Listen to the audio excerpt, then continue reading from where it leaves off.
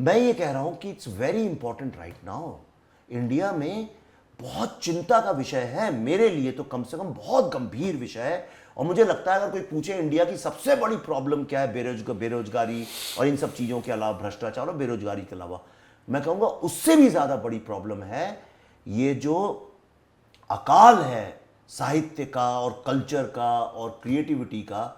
ये सब social media consumable के लिए एक्टिविज्म बन गया है। पर आप बताइए मुझे 10 साल में आप मुझे 2 कवियों के नाम बता दीजिए पनपे हैं, आप मुझे 2 साहित्यकार बता दीजिए, आप 2 नॉवेल्स बता दीजिए, हिंदी और रीजनल लैंग्वेज की बात कर रहा हूँ, आप मुझे खास तौर पे हिंदी की बात करूँ क्योंकि मैं वो पढ़ता हूँ। आप मुझे बताइए, आप ओरिजिनल म्यूजिशियन, आप पहले आप अगर क्लासिकल म्यूजिक भी देखते 2500 नाम, जितने नाम आज आप जानते हैं वो सारे जो हैं 2000 पहले से ही, चाहे किशोरी मोहनकर हो, जाकिर हुसैन का नाम लेंगे, इसका लेंगे, उसका लेंगे, आप जितने लोगों का नाम लें सारे के सारे 2000 के पहले के हैं, लिबरलाइजेशन के आसपास के वक्त के हैं। आप जितने अच्छे लिरिक्स ढूंढिए हिंदी फिल्मों के, तो लास्ट आता है कुछ कुछ होता है या कुछ ऐसे, जावेद साहब, गुलजार साहब जब लिखते हैं तो अच्छे आ जाते हैं, प्रसून जोशी वगैरह लिखते हैं, पर 100 में वो 2-3 है।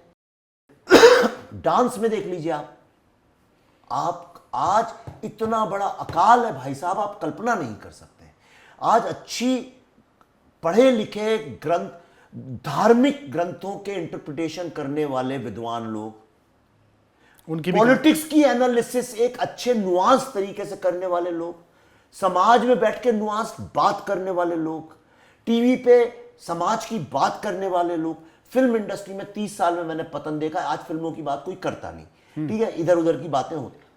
इसके कारण क्या हुआ है कि सोसाइटी पूरी या तो पॉलिटिक्स की बात करती है, हर चीज टीवी डिबेट बन गई, इस तरह से बैठ के कौन बात करता है? करेक्ट। तो जो नुआंस के बिना जिंदगी नहीं होती पंडित जी, और आपने नुआंस को खींच लिया, कॉर्पोरेट चले गए पॉलिटिक्स और रिलीजन के पास, ये साधु स्वामी बाबा लोग बन गए, नहीं let me finish and don't get offended, मैं जो बोल रहा हूं, ये सब बन गए एंटरप्रेन्योर्स। कहीं ना कहीं लोगों को ये बात पता है कि हमें बेवकूफ बना रहे हैं, ये सब लोग मिलकर बना रहे हैं, इसमें कोई शक नहीं है। भाई आप कुछ भी राजनीति करिए, कुछ भी धर्म करिए, लेकिन अगर तुमने एक पॉलिटिशियन, एक रिलीजियस गुरु को कभी किसी अच्छी जगह पे, जहां पे अच्छी आराम से बात हो रही है, जहां लगता है इंसान बात कर रहे हैं, ठीक, तो लोगों को इन्फ्लुएंस करना सोशल मीडिया के प्रभाव से अलग चीज होती है, लेकिन महर्षि रमन्ना, विवेकानंद जैसी बातें करना, वो साहित्य। आप विवेकानंद पढ़ लीजिए, पूरा साहित्य, आप गांधी पढ़ लो, माई एक्सपेरिमेंट्स विद ट्रूथ, आप डिस्कवरी ऑफ इंडिया से अच्छा लिटरेचर नहीं मिले। ये पॉलिटिशियंस हैं, correct. You may not agree with Nehru, मैं जानता हूं लोग आज की तारीख में पसंद नहीं करते, मुझे भी कोई शौक नहीं, मैं अपनी फिल्म में ही दिखा रहा हूं।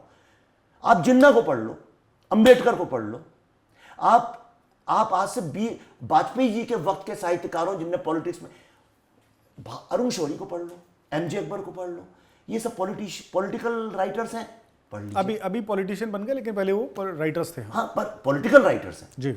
इसी तरह से धर्म के ऊपर आप पढ़ लीजिए, आप मैंने राधा कृष्णन का भी पढ़ा, इंडिया भी पढ़ रहा हूं मैं, खत्म ही होने वाला है, उपनिषद और उसके ऊपर राजेंद्र प्रसाद ने लिखा है अपने हिंदू धर्म के ऊपर।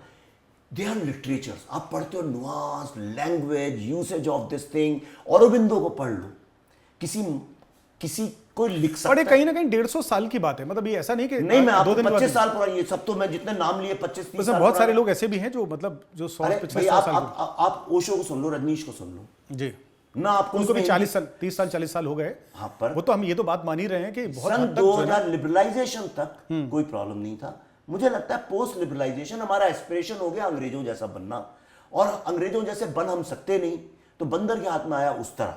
और मेरा ऐसा लगता है कि उस तरह से उसने मैं तुमको एक सिंबॉलिक बात बताता हूं, इंडिया के हर स्कूल में सरस्वती होती थी, अच्छे पढ़े लिखे घरों में, जहां पे बच्चों को माँ तिलक लगा के कहती थी जाओ बेटा एग्जाम, सरस्वती की मूर्ति होती थी, जाओ पूजा करो जाके, होता था। आज सरस्वती पीछे चली गई, दुर्गा लक्ष्मी आगे आ गई हैं, ये सीधी सी बात है।